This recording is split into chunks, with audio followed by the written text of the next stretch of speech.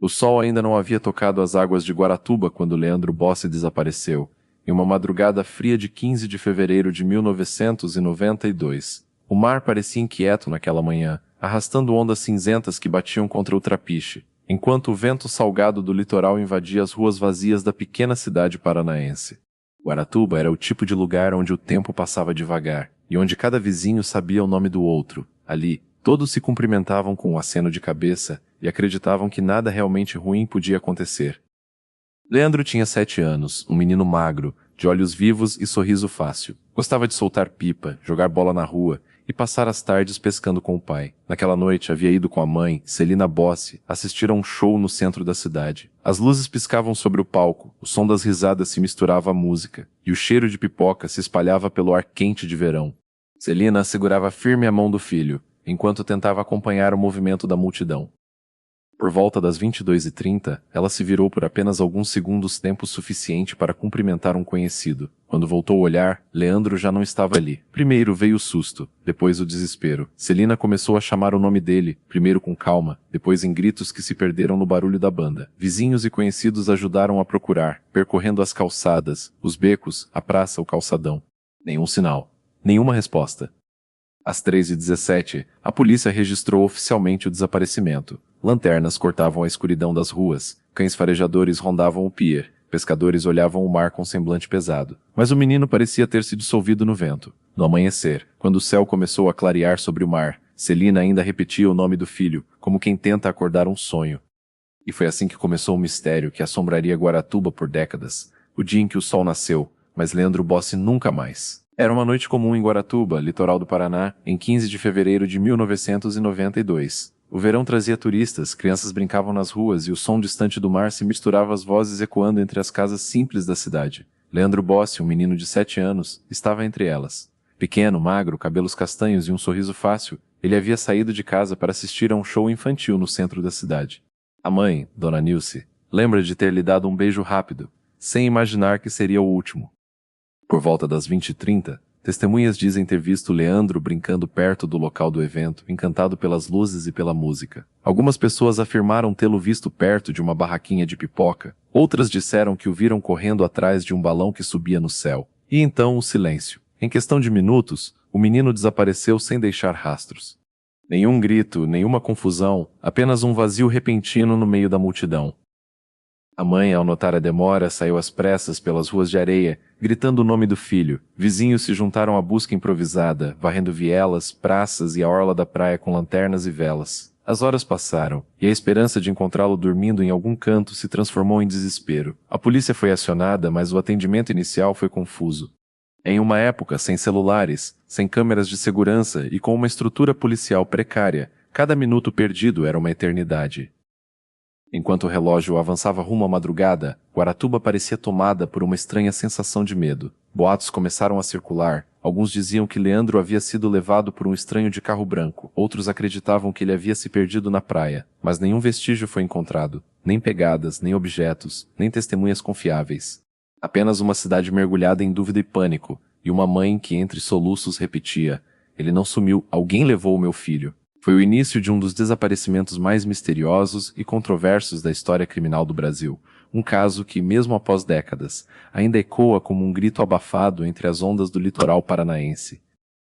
Nos dias que se seguiram ao desaparecimento de Leandro Bossi, Guaratuba deixou de ser uma pacata cidade litorânea para se tornar palco de uma busca desesperada. A polícia iniciou as diligências de forma tardia e desorganizada, reflexo de uma época em que protocolos de desaparecimento infantil eram praticamente inexistentes. Nos primeiros momentos, os agentes tratavam o caso como uma simples fuga ou perda momentânea. Acreditavam que o menino logo apareceria, mas as horas viraram dias e nenhuma pista surgia. Cartazes com a foto de Leandro foram colados em postes, padarias e paradas de ônibus. O rosto sorridente do garoto, com a legenda "Procura S", passou a estampar os jornais locais. Voluntários se juntaram às buscas, vasculhando matagais, terrenos baldios e até áreas próximas à praia. O corpo de bombeiros foi acionado e cães farejadores tentaram seguir o rastro da criança. Nada. Era como se o menino tivesse desaparecido no ar.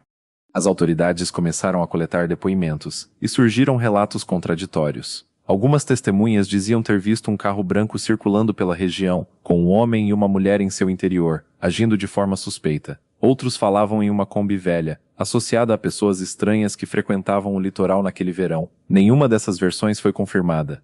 Cada pista levava a um beco sem saída. Cada boato aumentava a confusão. Enquanto a população clamava por respostas, a investigação começou a ganhar contornos de tensão. A imprensa passou a acompanhar o caso de perto, e o nome de Leandro se espalhou pelo estado. Sua mãe, exausta, aparecia em entrevistas pedindo ajuda, jurando que o filho não teria ido embora sozinho. Meu coração de mãe sente que ele está vivo, dizia. Mas por trás das câmeras, a polícia já começava a trabalhar com hipóteses mais sombrias. A ausência total de vestígios e o mistério que cercava a noite do desaparecimento acendiam um alerta. E se Leandro tivesse sido vítima de algo muito maior, um crime planejado, silencioso e cruel? Guaratuba, até então símbolo de tranquilidade, agora respirava medo. As portas passaram a ser trancadas mais cedo, crianças não brincavam mais nas ruas, e todos olhavam, desconfiados uns para os outros. A pergunta ecoava em cada esquina: quem levou Leandro Bossi e por quê? Com o passar das semanas, o desaparecimento de Leandro Bossi deixou de ser apenas uma tragédia familiar e se transformou em uma sombra que pairava sobre toda Guaratuba. A pequena cidade litorânea, conhecida por suas praias tranquilas e ruas pacatas, mergulhou em um clima de histeria silenciosa. As pessoas evitavam sair à noite, as mães passaram a buscar os filhos na escola pessoalmente, e os portões antes abertos agora estavam sempre trancados. O caso havia rompido o sentimento de segurança que definia a comunidade, e todos sabiam que algo terrível estava à solta. Rumores começaram a se espalhar com a força de uma maré revolta. Alguns diziam que Leandro havia sido raptado por uma rede de tráfico infantil. Outros falavam em rituais de magia negra, histórias bizarras que ecoavam pelos bares e corredores da cidade. Cada versão parecia mais absurda que a anterior, mas o medo fazia com que qualquer hipótese ganhasse corpo. A verdade é que ninguém sabia de nada, e o silêncio das autoridades alimentava ainda mais o desespero. Enquanto a polícia tentava mostrar controle, o povo desconfiava. Muitos moradores afirmavam que as investigações estavam sendo conduzidas de maneira negligente. Havia falhas nas buscas, contradições nos depoimentos e até denúncias de que testemunhas foram ignoradas. Com o tempo, surgiram relatos de pessoas que afirmavam ter visto homens estranhos circulando nas redondezas do parque onde Leandro brincava.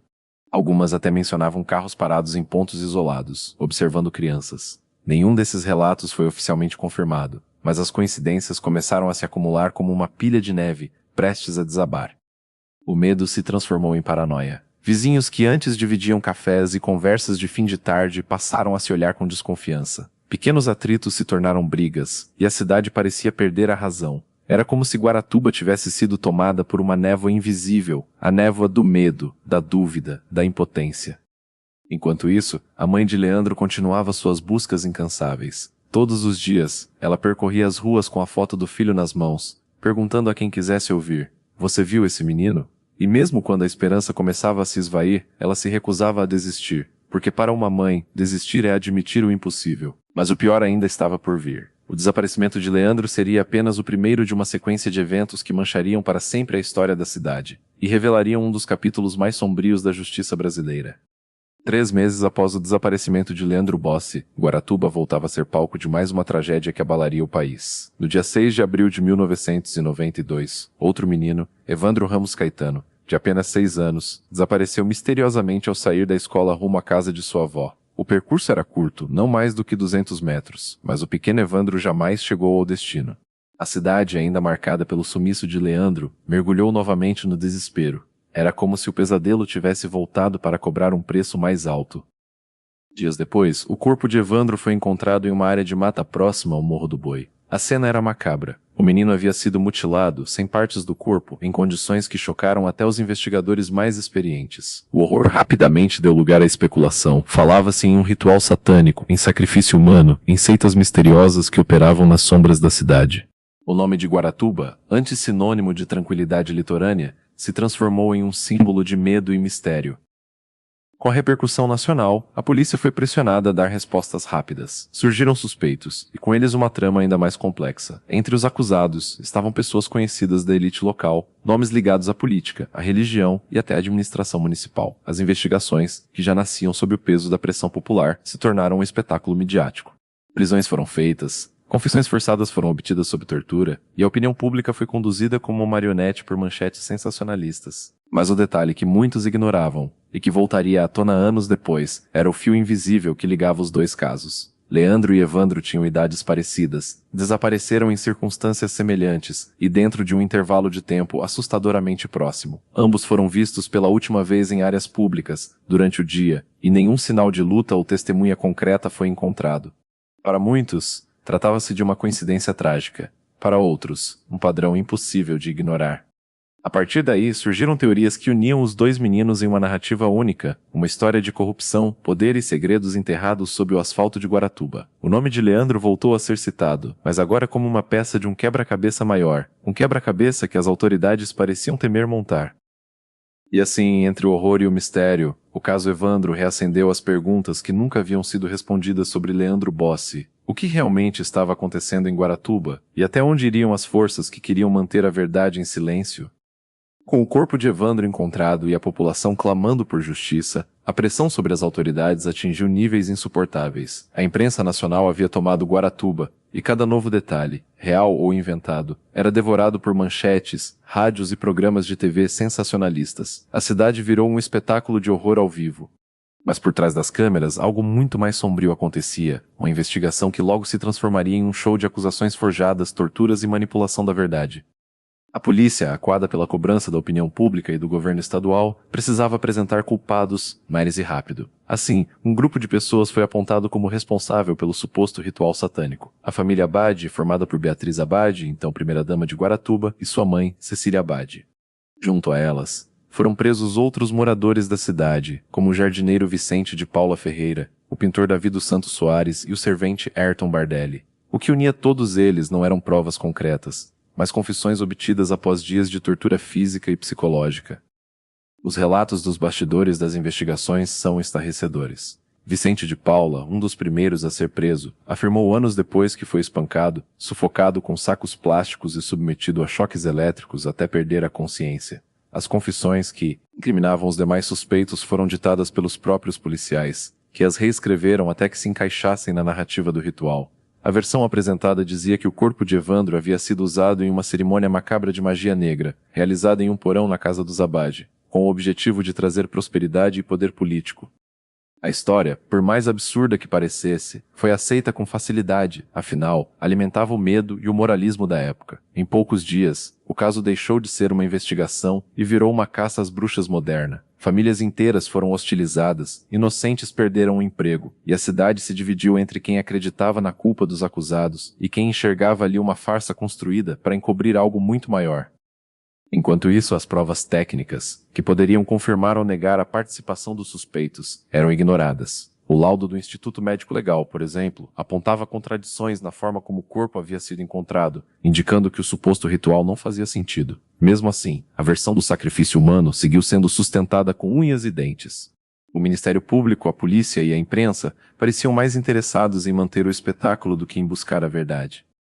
Com o passar dos meses, os interrogatórios se tornaram cada vez mais violentos. As mulheres eram mantidas em celas sem iluminação, privadas de sono e comida, enquanto os homens sofriam agressões constantes. Sob tamanha pressão, todos acabaram confessando, inclusive Beatriz e Cecília Abade, que afirmaram ter participado do crime. Essas confissões se tornaram a base da acusação e foram divulgadas como se fossem a verdade absoluta. Mas algo não batia. O corpo de Evandro, conforme laudos posteriores, apresentava características que não coincidiam com o ritual descrito nas confissões. Havia cortes e ferimentos incompatíveis com o que os acusados alegadamente fizeram. Além disso, uma dúvida crescente começava a assombrar a todos. E se o corpo encontrado não fosse realmente o de Evandro? Entre as sombras da investigação, o nome de Leandro Bossi voltou a surgir. Alguns familiares acreditavam que o corpo poderia ser dele, afinal, as datas e o desaparecimento coincidiam. Mas qualquer tentativa de reabrir essa possibilidade era rapidamente abafada. A polícia insistia em manter as versões separadas, como se unir as peças fosse perigoso demais. A caçada aos culpados havia virado uma farsa. E, enquanto inocentes eram torturados e condenados, a verdadeira pergunta permanecia sem resposta. Quem levou Leandro Bossi e Evandro Caetano, e por quê? O julgamento dos acusados pelo caso Evandro começou cercado de holofotes, câmeras e manchetes sensacionalistas. A comoção pública era tanta que parecia não haver espaço para dúvidas. O povo queria culpados, e a justiça parecia disposta a entregá-los, mesmo que a verdade tivesse que ser distorcida no processo. Em 1998, 6 anos após o desaparecimento do menino, o Tribunal de Guaratuba se transformou em um palco. E, no centro dele estavam os principais acusados, Beatriz e Cecília Abade, além dos outros supostos envolvidos no ritual satânico. O julgamento foi uma mistura de drama e absurdo. As confissões, obtidas sob tortura, foram apresentadas como provas legítimas. A defesa tentava argumentar que tudo havia sido forçado, que os acusados haviam sido brutalmente coagidos a dizer o que a polícia queria ouvir. Mas o clima de linchamento moral era tão intenso que qualquer tentativa de questionar a investigação era recebida com hostilidade. Jornalistas lotavam as galerias do tribunal, e cada frase dita em audiência era transformada em manchete. O país acompanhava o caso como se fosse uma novela. Revistas e programas de TV se alimentavam do pânico coletivo. O ritual de magia negra virou símbolo de um mal misterioso que parecia assombrar o Brasil dos anos 90. Pouco importava que as provas científicas fossem frágeis ou que as testemunhas apresentassem contradições gritantes. A narrativa já estava escrita, e era essa que o público queria consumir. Durante o julgamento, uma das reviravoltas mais marcantes veio quando um novo exame de DNA foi solicitado para confirmar se o corpo encontrado realmente pertencia a Evandro. O resultado foi inconclusivo. As amostras, deterioradas pelo tempo, não permitiram uma identificação definitiva. Esse fato, que deveria ter aberto uma nova linha de investigação, talvez até ligando o corpo a Leandro Bossi, foi convenientemente ignorado. Era como se o sistema judicial tivesse medo de reabrir feridas que poderiam expor o erro colossal cometido desde o início. As contradições não paravam aí. Várias testemunhas afirmaram ter sido pressionadas a mudar depoimentos. Policiais desapareceram do mapa e documentos sumiram dos arquivos. Mesmo assim, o júri considerou que havia provas suficientes para condenar os acusados. Beatriz e Cecília Abade foram sentenciadas a longas penas de prisão e os demais também receberam condenações pesadas. Mas, anos depois, quando novas perícias e investigações independentes vieram à tona, ficou claro: não havia nenhuma prova concreta que ligasse os condenados ao assassinato. O escândalo se espalhou. O caso passou a ser questionado por juristas, jornalistas e até por pessoas que antes haviam acreditado fielmente na versão oficial. O Brasil começou a perceber que talvez tivesse cometido uma das maiores injustiças da sua história moderna. O documentário Projeto Humanos, produzido décadas depois, revelaria em detalhes o horror das torturas, as falhas da perícia e o teatro jurídico que destruiu reputações e famílias inteiras. Mas em meio a toda essa tragédia, uma questão essencial permanecia sem resposta. Onde estava Leandro Bossi? O menino desaparecido meses antes de Evandro parecia ter sido esquecido, engolido pela poeira da história. Nenhuma busca foi reaberta, nenhuma nova pista investigada. Para as autoridades, o caso estava encerrado. Mas para quem conhecia as coincidências e as semelhanças entre os dois meninos, era impossível ignorar a sensação de que tudo estava conectado, e que em algum ponto obscuro, as histórias de Leandro e Evandro se cruzavam. O julgamento pode ter dado ao público um falso senso de justiça, mas a verdade, essa continuava soterrada sob camadas de medo, corrupção e silêncio. Por quase 3 décadas, o nome Leandro Bossi permaneceu nas sombras. As manchetes se concentravam no caso Evandro, nas reviravoltas judiciais, nas denúncias de tortura e nas teorias que alimentavam a imaginação popular. Mas em 2022, uma notícia inesperada trouxe à tona um fio de esperança e, ao mesmo tempo, um soco no estômago da nação. Novos exames de DNA confirmaram que o corpo encontrado em 1992, até então atribuído a Evandro Ramos Caetano, na verdade pertencia a Leandro Bossi.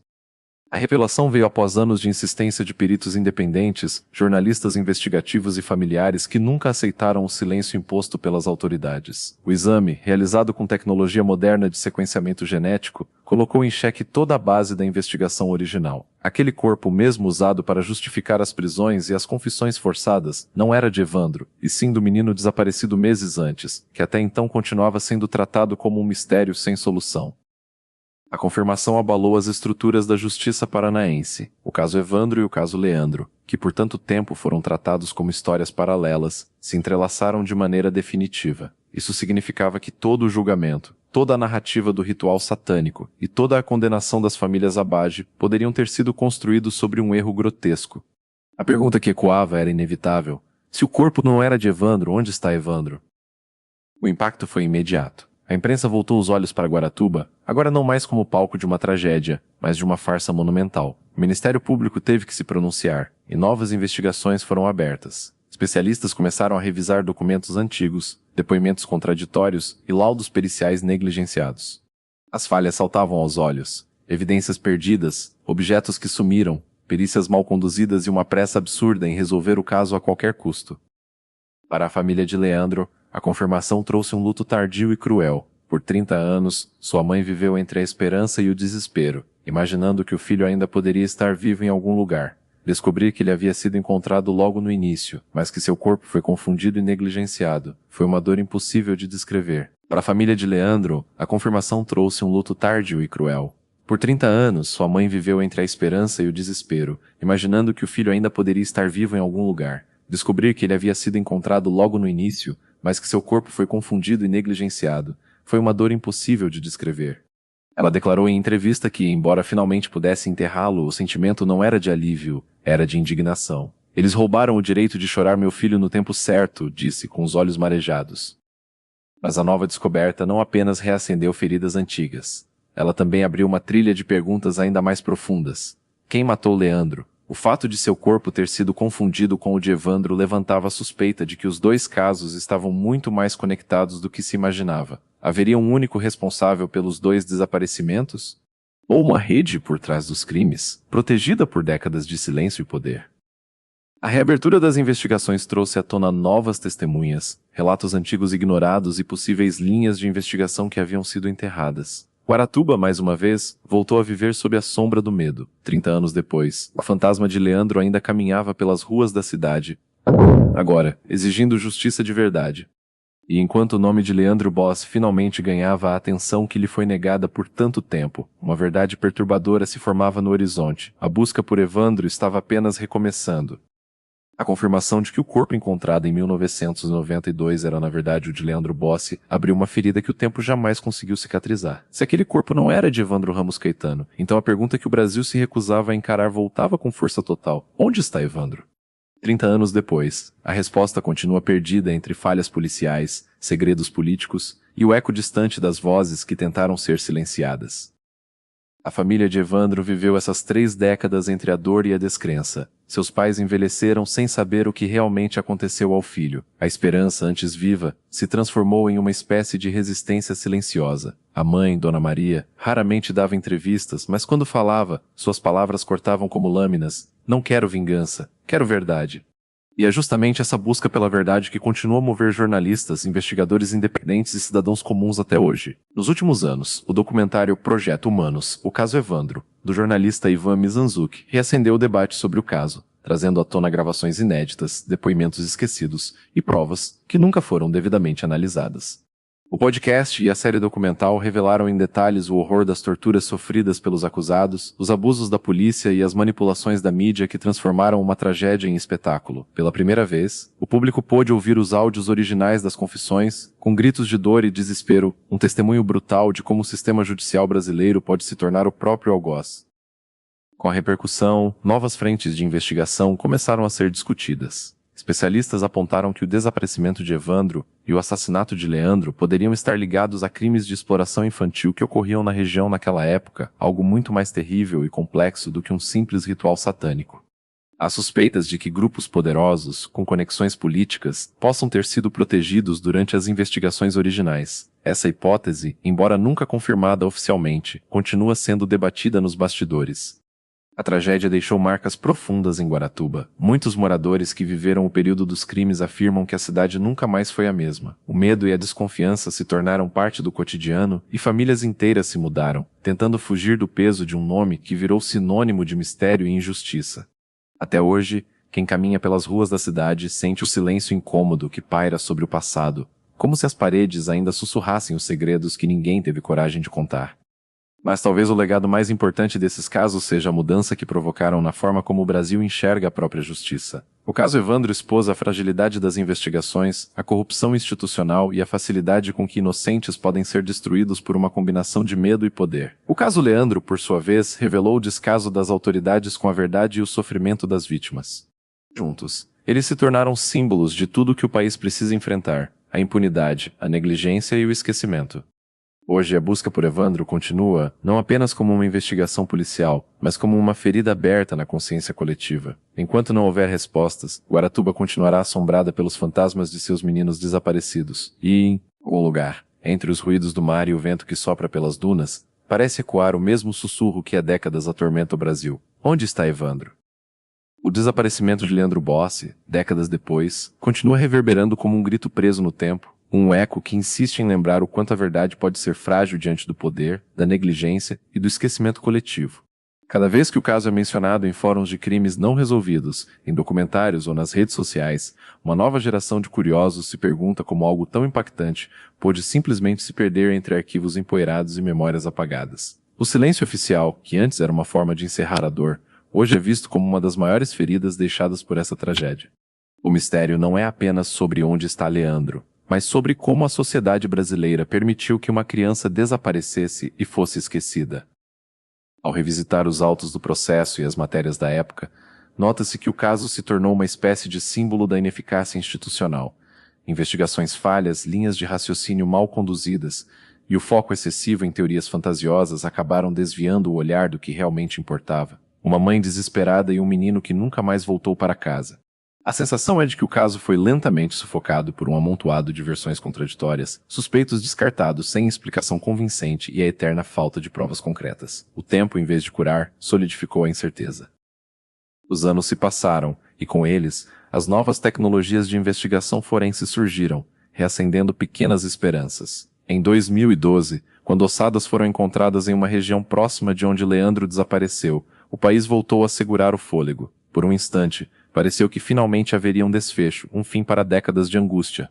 Mas o exame de DNA revelou outro destino. Os restos mortais pertenciam a Evandro Ramos Caetano, outra vítima de um crime cruel que ficou conhecido como o caso das Bruxas de Guaratuba. Assim, o mistério de Leandro continuou sem respostas, como se o universo insistisse em esconder a verdade por trás de uma cortina de sombras e coincidências sombrias. Hoje, a lembrança de Leandro Bossi vive mais nos sussurros da internet do que nos arquivos da justiça. Para muitos, ele se tornou o retrato da inocência perdida, da falha humana diante do dever de proteger. Para outros, seu nome é um lembrete de que o mal, às vezes, se disfarça de descaso. Ainda há quem diga que o garoto pode ter sido vítima de um crime ritualístico, enquanto outros acreditam que ele foi levado por redes criminosas e nunca mais encontrado. Nenhuma dessas versões, porém, preenche o vazio real, o de uma mãe que envelheceu sem ter o direito de sepultar o próprio filho. O caso de Leandro Bossi não terminou. Ele continua vivo nas perguntas que ninguém responde e nas vozes que se recusam a se calar. Cada novo jornalista, investigador amador ou curioso que mergulha nessa história parece ouvir o mesmo sussurro vindo do passado. Não deixem que me esqueçam.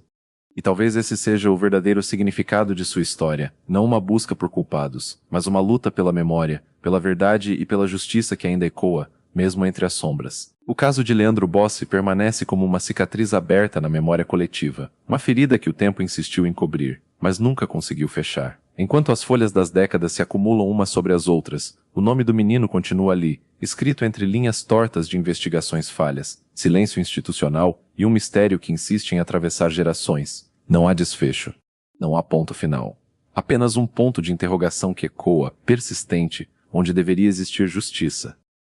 Quando revisamos essa história, não estamos apenas desenterrando um arquivo antigo. Estamos olhando para um espelho, um reflexo incômodo do quanto a sociedade falha com seus mais vulneráveis. Leandro não desapareceu apenas das ruas de Guaratuba. Ele desapareceu das prioridades, dos esforços, dos relatos oficiais.